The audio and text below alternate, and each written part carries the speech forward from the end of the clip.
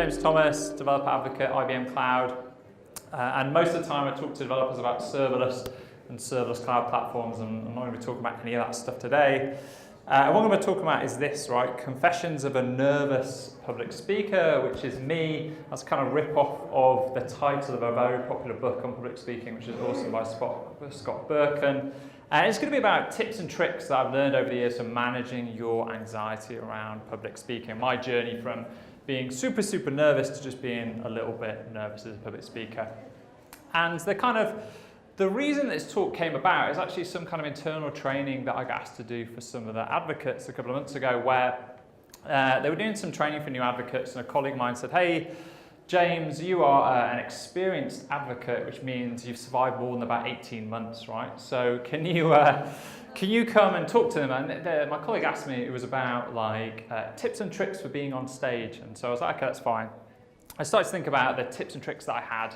And for me, I started to realize that all of them were related to this central theme of how to manage my nervousness and anxiety around being on stage. Everything I knew and kind of did came back to central themes. So I decided to kind of ignore what they asked me to talk about and just talk about kind of nervous speaking and what to do as you kind of get into this stuff. And to give you a bit of a background to my own kind of journey with these things, right? This was me at the beginning of my advocacy career.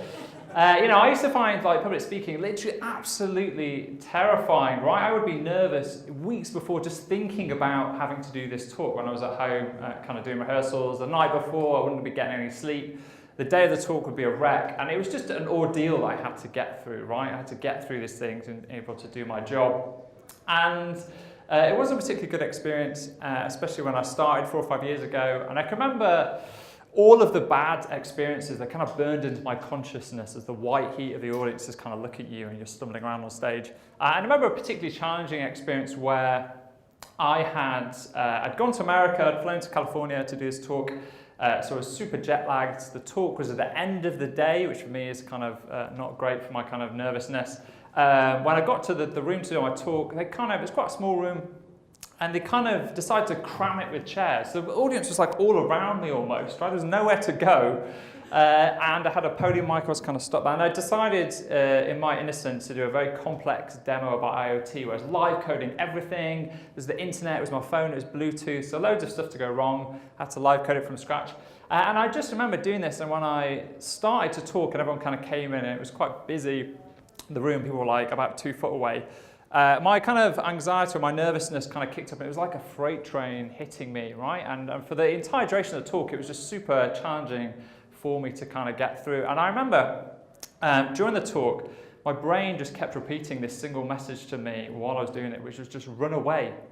Like literally just pick up your laptop and run away. Just pack it up and leave, and it will be less stressful than dealing with the shame of running out during a talk than dealing with the next 60 minutes. And it was just repeat. It was just like, go on, get out of there. Just go now. You could be at the hotel room in 5 minutes.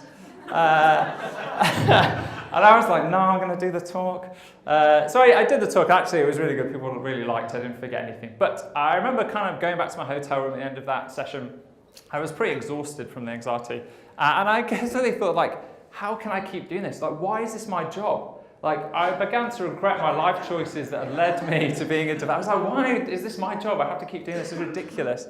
And I definitely started to think, can I keep realistically do this? Do I want to do this out of choice? Should I just run away and go back into development and not have to talk to people anymore? And you can imagine that I didn't do that, right? Because I'm here 4 or 5 years later. So I started to read online about, what is this thing? Why do I find it so terrifying? And what can I do about it? And there was a couple of key insights that I had kind of early on that helped me kind of reframe how I thought about my kind of nervousness around public speaking. And those were things like that everyone gets it. Turns out this wasn't just me that was super nervous about public speaking. It was very, very kind of very, very common. So the majority of people get this kind of stuff. And actually, those people you see on stage or at conferences that seem super confident and relaxed, you can't see inside that maybe they're super terrified, right? So you understood that, okay, this is not just me. And another big key insight for me that it wasn't about getting rid of my nervousness entirely, right? I didn't have to become some kind of Zen monk who's super chilled out before going on stage. I could still get up there and do a good job and be engaging while kind of managing my kind of nervousness. It was about management, right, rather than becoming kind of some kind of Zen monk and running off to do meditation for a year. And then finally, if I was talking to myself kind of 4 or 5 years ago, I would definitely say like it does get better, right? The level of nervousness I now feel around public speaking is like orders of magnitude less than it was when I first started, when it was pretty awful. Like thankfully I don't have to go through that anymore so much. And so I kind of got some key insights, and I kept reading to see kind of things I could do to help me. And I've kind of built up a number of tips and tricks over the years that I'm going to share. And for me, it starts before you even get to the conference, right? Before you even do the talk. And it's really, really important, at least for me, to be prepared, right? Being prepared for my talk is super important. Knowing the material, knowing the demos, making sure I practice everything at home. For me, you know, if you're going to leave things to last minute, that's not a kind of scenario that's going to lead you to feeling comfortable on stage. I'm not the kind of person who's like madly tidying my slides just before I jump on, right? I like to have things way done, way in advance. This is just me on what works for me. And in terms of being prepared before I get to the conference, there's a couple of things I like to do. And the first and the most important is to practice, right? To practice your sessions at home, practice your material. There's nothing like running it through kind of out loud to help you understand like how it goes when you've been doing the talks. And also, if you have any kind of opportunity to do them internally, right? We have a weekly kind of advocate call in my division IBM where people can present their conference talks and get critiqued by the other people. And I find this incredibly useful if you've got some kind of lo-fi, relatively low-pressure environment to be able to just run through your talk to people. I always find that makes me feel much more comfortable before I get up for the first time, especially if a talk is new. Another thing that makes me feel comfortable, makes me feel confident when I go to talks is this thing of no surprises. I like to understand what kind of event I'm going to, what the conference is going to be like, what sessions are going to be like, maybe what the room setup is like on the day. And one of the easy ways to do this is just talk to the organizer. So sometimes they'll send you this kind of stuff if they're a good conference, but often they won't. And so you can just ask them, right, what is the display connection, right? Am I going to have the correct dongles to be able to connect? You know, what's the wireless, the internet situation like in the room, especially if you've got demos, right? Making sure I've got hardwire, is it wireless? You know, I've had bad experiences of going to a conference to do a big demo around the cloud, and they put me in a room with no internet, right? Which was pretty challenging for me to do that demo. It doesn't happen so much more, but aspect ratio, right? You're doing a lovely widescreen slides, and then suddenly you get there and it's all cramped down. That doesn't look so good. Obviously, things like microphone setup. And then again, something I always want to know is around a session. So when is it in the day? For me, I like to present in the morning, like to kind of get there and get out of the way. And it's completely legitimate to say to the organisers, can you move my session? I'm in the afternoon, I prefer to be in the morning. And they're normally happy to kind of accommodate you to go there and do a good job. And another thing to ask them is around the length. So you normally can see in the schedule how long you've got, but it's important to know, like, how much of that time do I get to use? If it says 50 minutes, do I get 50 minutes? Or are you expecting me to leave some time for Q&A? Again, I remember a particular challenging experience of being at a conference, said 50 minutes in the schedule, I had 50 minutes worth of content, and then after 40 minutes, they're waving that sign at me saying, you're finished, get off. When I had like 10 minutes, I was building to my wonderful climax. And yes, and it's not good, right? They didn't tell me that was bad on their parts, but I always ask now, how much of the time have I got to use? So definitely, like if they don't send you this stuff, just go and ask them. It's going to make you feel like when you get there, there's going to be no surprises. And again, if you're feeling particularly anxious about a conference, one of the things you can do, I found that's useful, is to basically go to the conference website, look at last year's edition, which has already happened, and just go and look at social media or go and look at the YouTube videos, and you get a really good understanding of what the sessions are like, right? You're going to see, is it all on keynote stages? Are there all small rooms? What's the setup? And it just kind of familiarizes yourself with the event. And for me, if you're kind of anxious about an event, maybe it's a big talk, it's always a really, really easy way to understand what it's going to be like. Now, in terms of preparation, right, as well as preparing a talk, it's also important to prepare for things going wrong.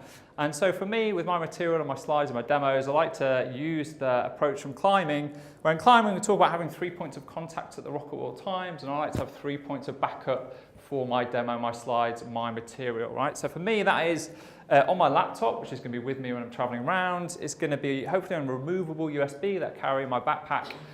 So if I can give that to someone, and then finally as a backup on the cloud, right? So even if your laptop dies, your bag gets stolen with your USB stick in, hopefully someone will be able to give you a laptop and you can present off that, because you don't want to go all that way and find out just because you can't get connected or there's no internet in the venue, you're not able to present anymore. So again, feeling like whatever happens with my equipment or my bag, that kind of stuff, I will be able to go there and present means I'm not stressing out and thinking I'm going to have to do it in those slides, which is not something I really want to do. And then finally, once you're prepared, right, you've done this work at home, you're actually going to get to the conference, right? You're going to get to conference and now you've actually got to do the talk, unfortunately. And for me, like, again, in terms of like being nervous about speaking, it'll kind of start to build up on the day of my talk, depending on my talk is. So there's a couple of things I like to do in the run up to the talk to kind of help me calm down a little bit, chill out, so I can be good when I go on stage. And I think one of the things I like to do, again, if you get to an event, is go check out the room you're speaking early, so you can kind of familiarise yourself with the layout a little bit. And also do your connection check as early as possible, right? See if you can talk to organisers, get your laptop plugged in, make sure everything works. So because you don't want to, in that interval between you, the previous speaker and you don't want to be like struggling with your connection and worried about getting online and stuff. So try and get that stuff out of the way and it's done and it's something you don't have to worry about. So as the day goes on, let's say your talk's in the afternoon, you've got some time to kill. I think there's a number of things I do to kind of help me out.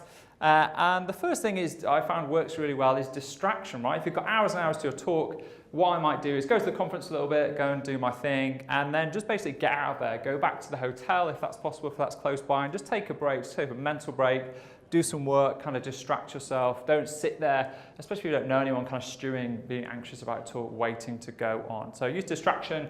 That works really well for me, going back to the hotel for a little bit. Or if you can't get back to the hotel, maybe it's far away, I've just done before, I've gone for a little walk, right? Use some kind of nervous energy by going for a little walk around and just taking a break and then coming back like an hour or two ready for your session, kind of calms you down.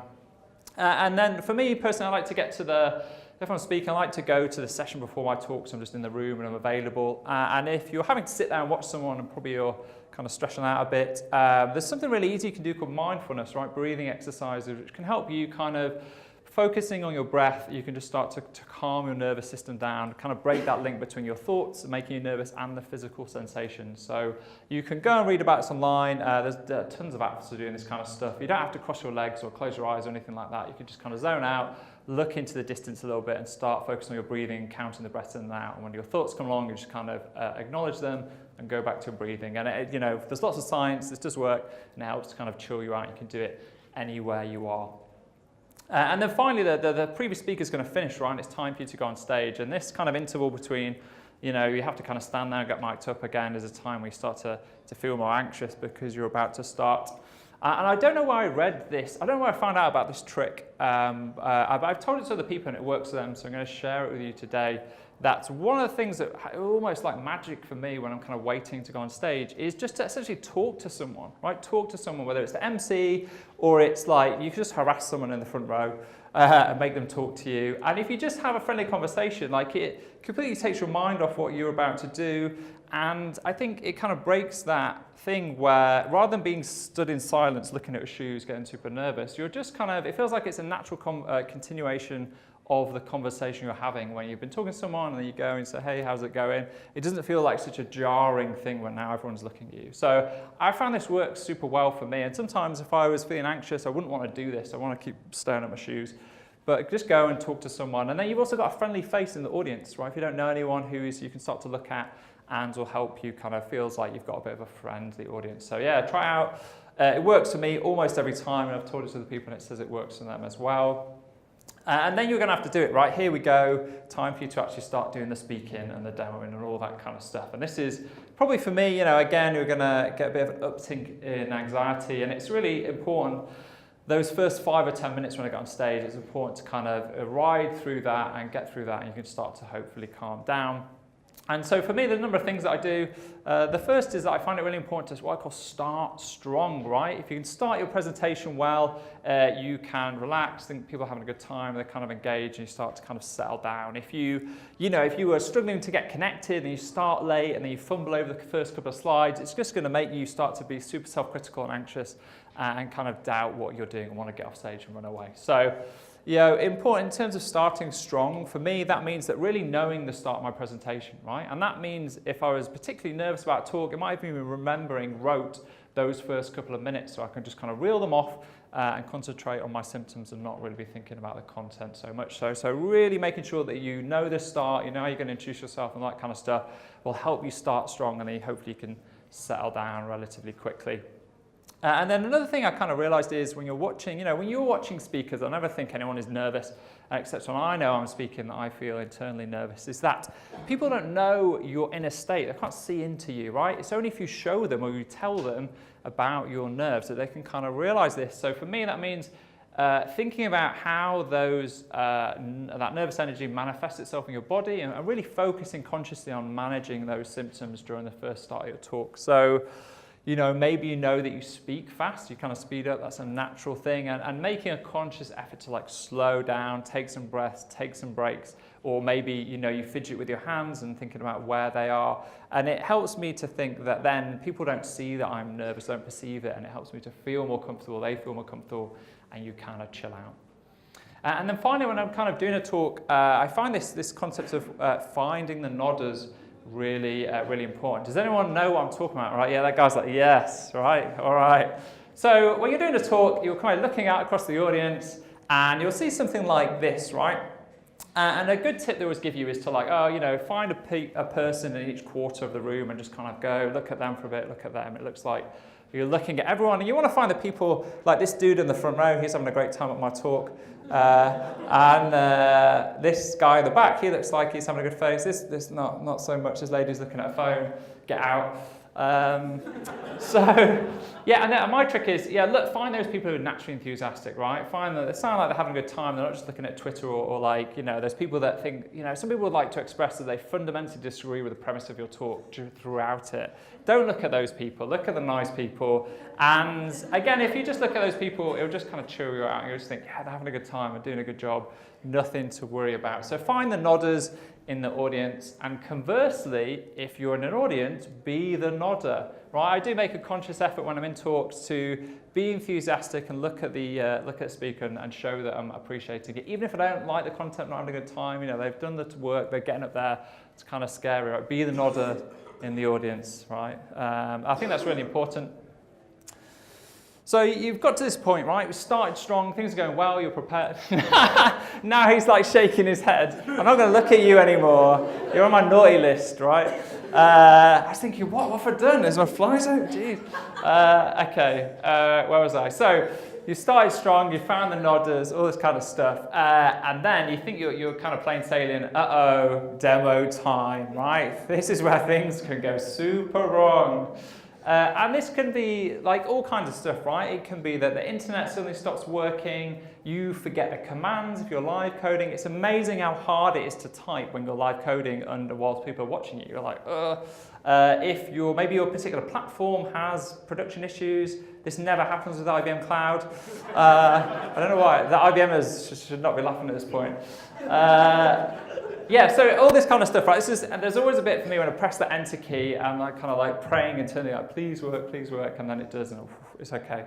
So again, in terms of demonstrations, as things have kind of picked up to make this a bit easier, and it's things like number one rule, right? Always record a video backup, right? I've learned this through painful personal experience that this can save you again and again. So again, for all of my demos, I always have a video backup, and it's in my 3 points of contact in the cloud and all that kind of stuff. So I know that if there is an issue with the cloud or something like that, I give myself like minimum amount of time, like 10 seconds to 15 seconds to try and fix it. If not, boom, let's go to the video and just kind of narrate over it. And that could be I think that's often better for the audience because you can kind of narrate what's going on. You're not trying to remember commands and all of that kind of stuff. So always just do this. This is easy to do, and it's going to make you much calmer that you're not going to have to everything doesn't always have to work. You can just swap to video backup.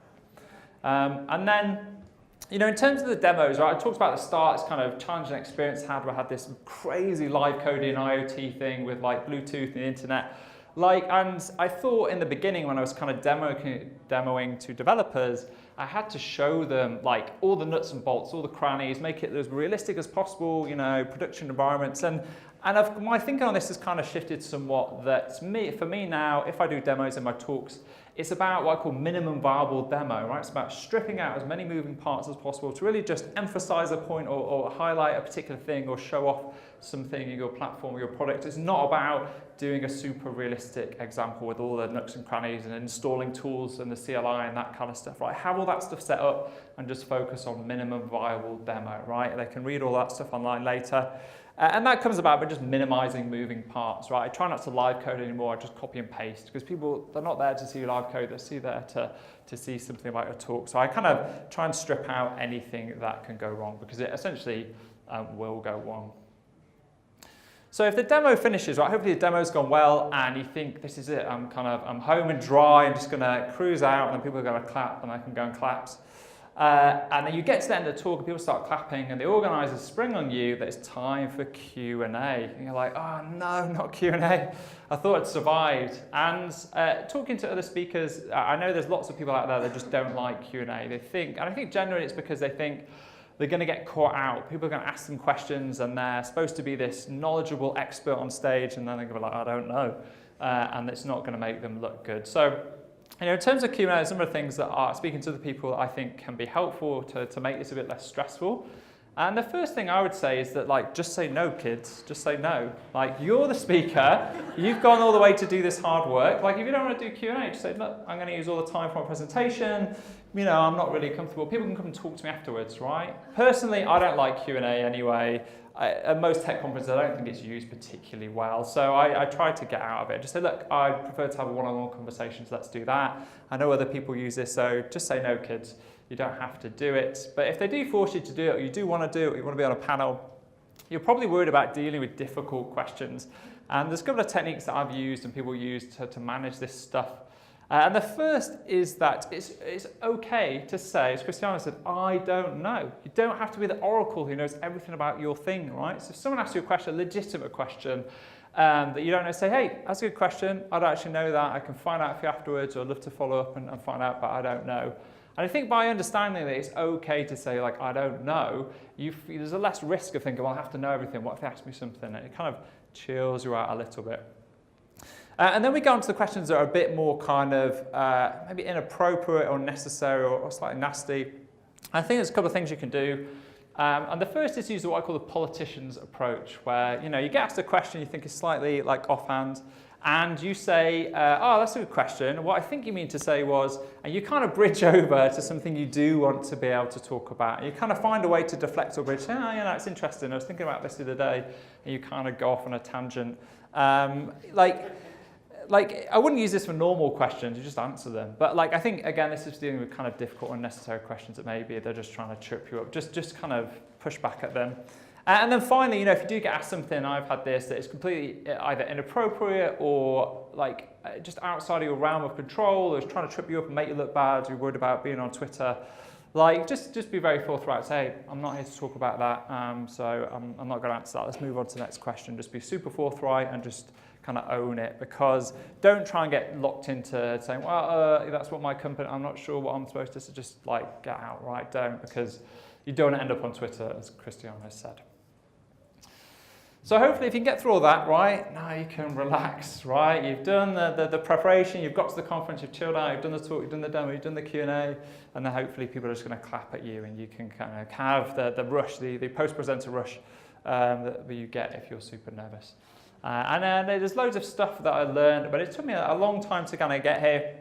But I think if I was talking to myself sort of 4 or 5 years ago, I would kind of make the points that one, being nervous about public speaking is normal, right? You've got all these people you don't know looking at you, your peers, your colleagues, people you respect. It's normal to feel anxious about that kind of stuff. But it's not, at least for me, and I think for many people, it's not about becoming some Zen monk, right, who's super chill all the time about doing this stuff. It's about management and finding techniques that work to manage your symptoms, which means that you know that no matter how internally anxious or nervous you feel, outside you're going to be super chill and everyone's going to have a good time. And then finally I would say, again, if I was speaking to myself at my start of my advocacy career, public speaking career, it's just hang in there, right? Because it does get better. The experiences I had 4 or 5 years ago around doing this kind of stuff is not the experience I have now, thankfully. Although it does take a long time, right? For the first year or two, I really didn't see much difference. It's only been more recently that things have kind of chilled out a bit. And it's definitely not a linear line, right? There's lots of variables in there for me about how nervous I am for a particular talk, but it does get better. So thank you all for listening. Hopefully there's been some useful tips and tricks in there if you do get kind of nervous about public speaking, and I'd love to speak to you afterwards about other stuff that you've learned. So thank you very much.